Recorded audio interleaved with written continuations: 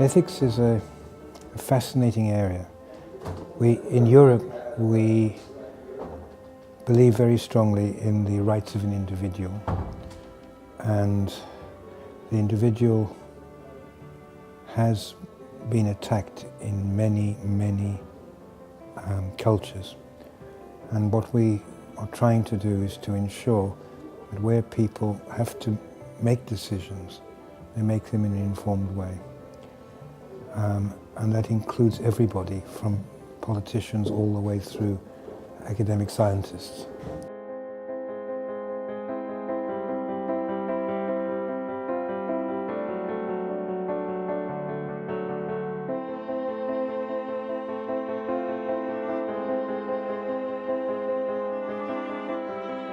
The final conference has been a great event.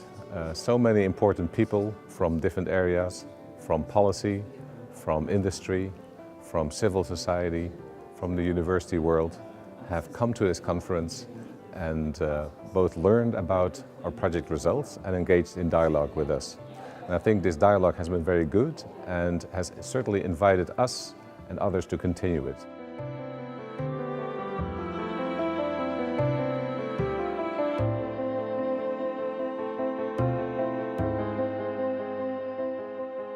In the SATORI project, we have several main results.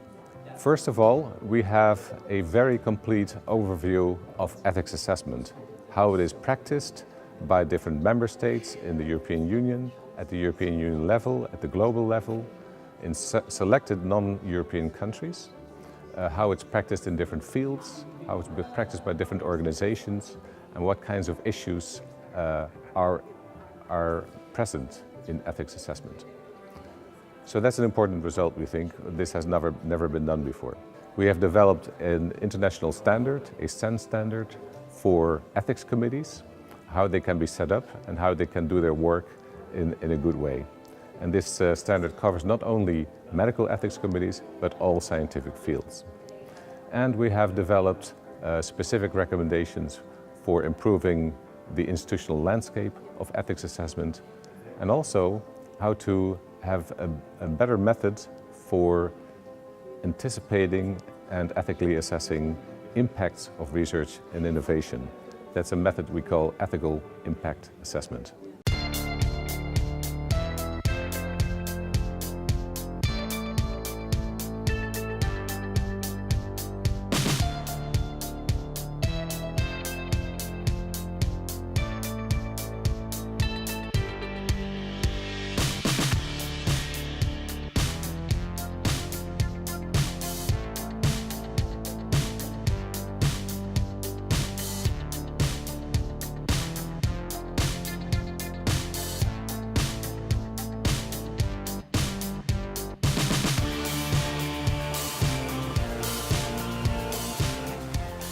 It is a very important first step, for in the past we had big problems with different procedures in the different countries.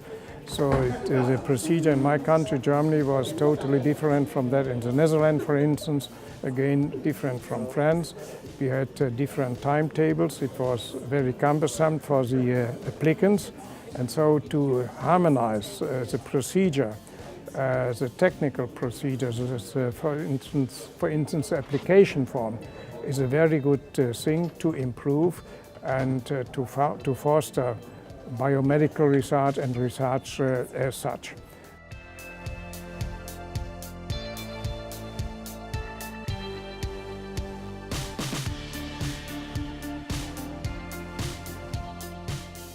Our researchers are eager and excited to do the work that they are best at, which is produce good results and have an impact on society, on employment, on job creation, and on their own field.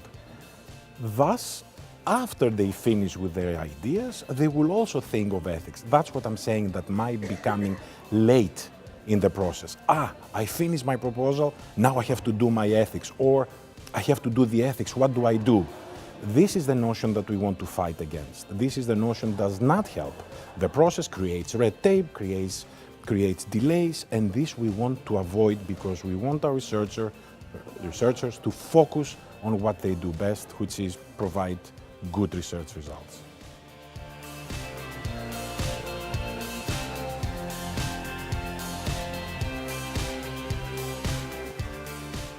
If I can evaluate the work that we are doing in DGRTD in the ethics department, I can see it to be successful if we don't need to do ethics reviews anymore, which means that we have to put ethics into the heart of the research projects.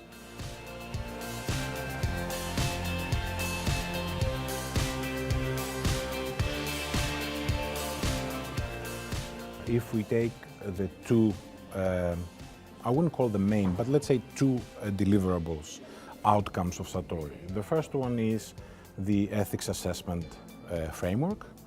I think there I can already see much use for it in what we call the self-assessment process within the Horizon 2020 procedure, in order to be able to give to the researchers a tool to understand what we are asking them and to facilitate their thinking about ethics and not only the ticking of the box that relates to ethics.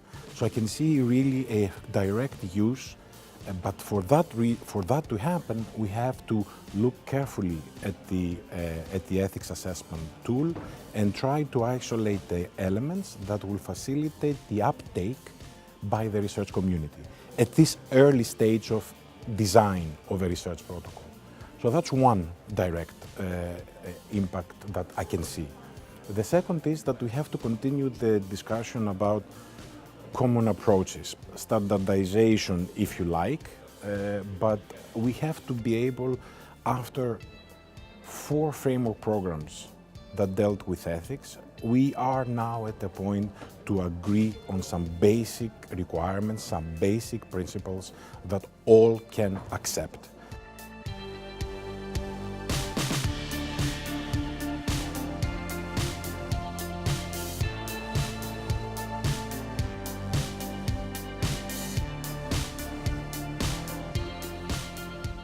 There's so many examples of scientists who have failed to ensure that their work is responsible. Not everybody, very often it doesn't matter. But there's little things. I mean, I'll take a trivial example. A scientist who wants to move a gene from one organism to another. And he says, well, the easiest gene to move into wheat is one from a pig. It's just because it's easy to get it from the pig. It's easier than to get it from a cow or from a mushroom.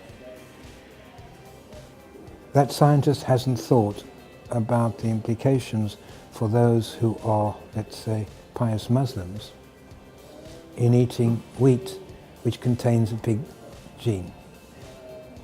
It may or may not impact on whether they can eat wheat, but the fact that they've chosen to take it from a pig implies a lack of thought, and that's, I think, where we need to be very careful indeed. It could have been taken from something that wouldn't offend. The new £5 note in England contains a little bit of animal fat. Vegans are objecting. Fair enough. Why could the people who designed that note not have thought about that before the note went into circulation? Now they say they can't change it, but it would have been trivial to take the fat from somewhere else. And these are examples of how science is causing harm and distress.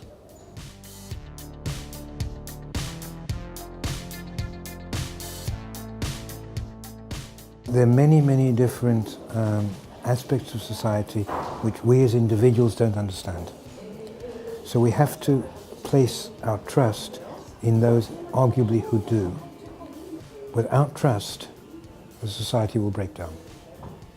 So we have to ensure that those who hold the knowledge which impacts on people's lives are trustworthy. And that's something that we're finding is not that easy.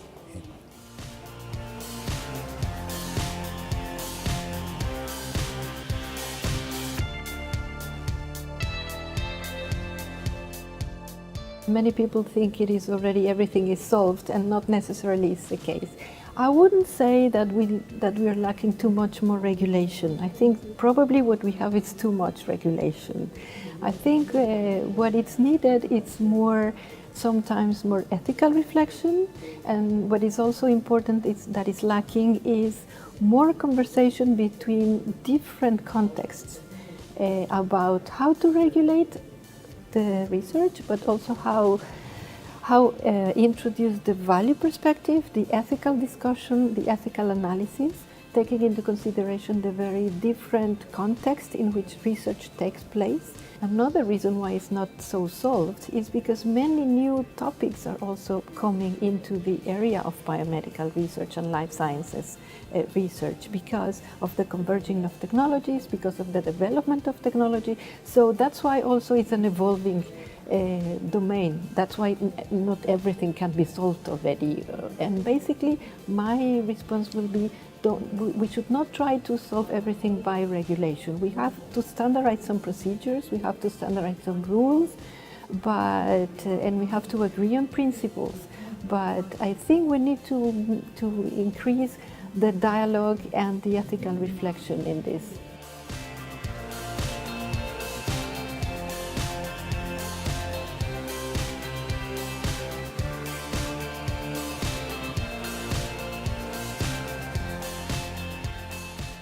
Wondering, was it possible to make a standard on ethics? And well, we just started and proved both to the partners, but most importantly to the public, that it was possible to produce a standard. The result is a two-part document, one part more for the ethics committee, which explains the roles, the responsibilities, the principles, the procedures, but also how to continuously improve the practice of ethics assessment for the ethics committee. And part two is on the ethical impact assessment framework. This is more a document for researchers themselves, how they can improve the societal desirability of the outcomes of their project, well, by implying, using some methodologies, mostly in consultation with stakeholders, to get a better project and a better outcome of their research. And well, I'm very happy that we managed, based on the findings of the researchers, we managed to make a draft document, which we, in a public inquiry, we consulted with stakeholders in a digital way, but also through mutual learning workshops. We workshopped the draft version of the document and solicited a lot of comments, which were included and discussed and really improved the document.